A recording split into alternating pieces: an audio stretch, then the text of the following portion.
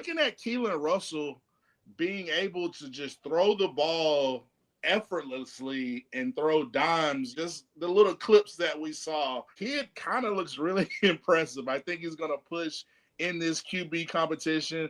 I'm going to start with Ty, then I'm going to go Dan, then Pettey. Let me get your thoughts on what you saw from the quarterbacks and just a little snippets out there. I've always said this forthright. I'm always biased towards these guys from North Texas. Why? Because I've probably watched them play a lot. And if you're familiar with where I'm at in Texas, Dan, you're familiar. I could listen. First off, I could hit those mountain ranges over there with the football. That's the type of cannon we're working with over here. This is peak male form over here, okay?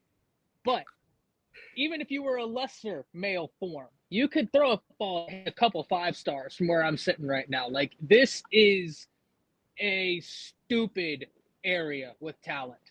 Duncanville's near, Alito's near, Salina, Prosper's right here, Denton Ryan, Denton Geyer, South Oak Cliff right down the street. Like, it's crazy. So Key Russ is super athletic. He's played against guys that are going to be playing college football. And one of the things I saw about Key Russ that I wanted to push back on, I saw a lot of people in the offseason, even before he got to campus, saying, oh, well, he has all these weapons at Duncanville.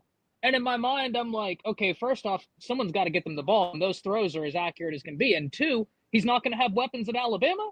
So, those two ideologies don't coexist, right? Like, he's going to have weapons in college because he's playing college football. So, he's going to have people who are exceptional. I think Ty Simpson is the guy right now that'll lead it off. Gentlemen, I'm just going to leave you with this. Shout out to Brinsky. Shout out to the Sharpshooters podcast. Shout out to Coach Sean, because I said this on their show last night. Don't sleep on Austin Mack either to make this a really interesting competition. There's one quarterback in this room that Ryan Grubb has worked with before. It's not Key Russ. It's not Ty Simpson. It's Austin Mack. So as much as I think Ty Simpson is the guy, it's his job to lose, I think Key Russ has the highest upside. But there's only one guy that knows Grubb, and that's the guy that was on the team with him, and that's Austin Mack. I want to add to that. They chose Austin Mack over a lot of big-time quarterbacks coming out of California. Dan, what do you want to add about this QP competition? What you like? What you excited about? I want to see how Coach DeBoer handled it. Coach Saban used to drag it out to the season, to the first snap of the season. Coach DeBoer, he established earlier, okay, this is Jalen Milroe's team. This is Jalen Milroe's team. And he proved that with the way he handled the quarterback position last year.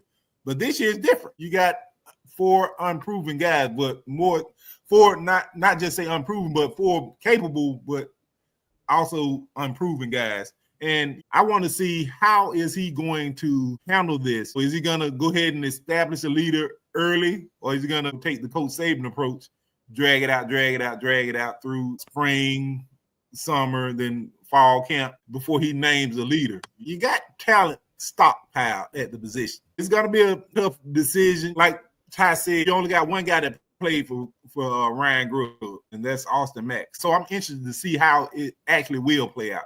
We've had Milroe for a couple of years. It's been a position that we've kind of known who the guy was going to be. Even when it was Milroe, there wasn't much of a competition, and we might finally get one this year. I was fortunate enough to have Roman Harper on, I guess, a week or 2 ago and ask him specifically, being on the SEC network, knowing what he gets to see and watch, and the fans getting to hear what he thought about Keelon Russell coming in as a freshman playing. And he kind of takes the old school mindset, which I kind of lean to as well, just because, I'm old man yells at clouds too.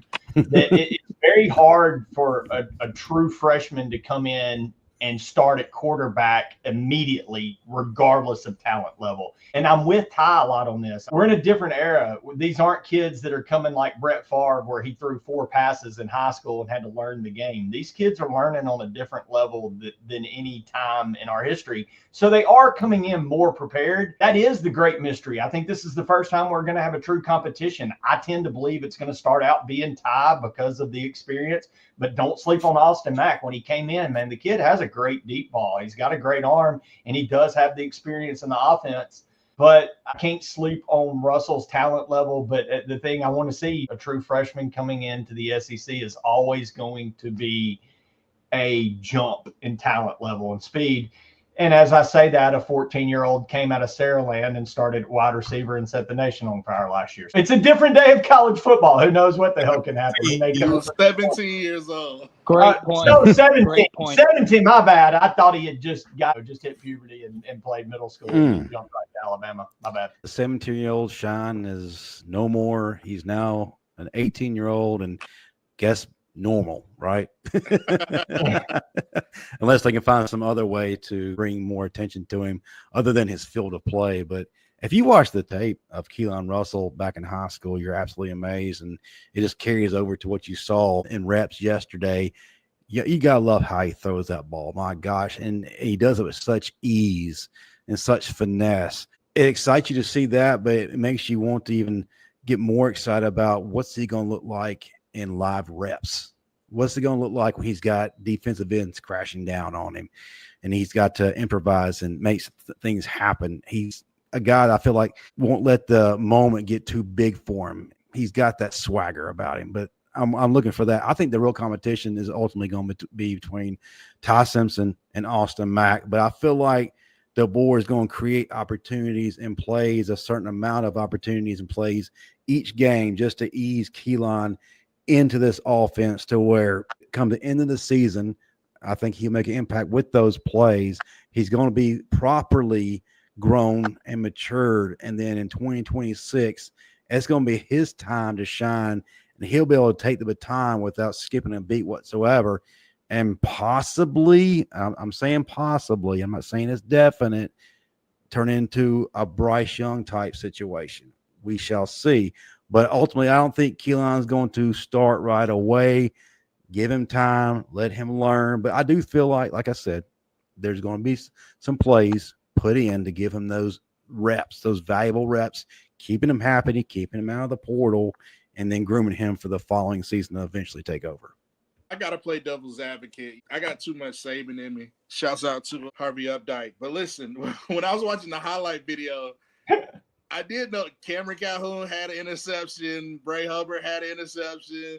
Tim Keenan had an interception. I'm like, who's throwing these picks? So I'm happy for the defense, but at the same time, I'm like, I don't want to be turning the ball over from an offensive perspective. But that's just the competition that you get in spring ball. The defense probably going to be a little bit ahead of the offense, especially with Ryan Grubb installing his offense his way, what he likes to do, plays he likes to run, concepts he likes to go.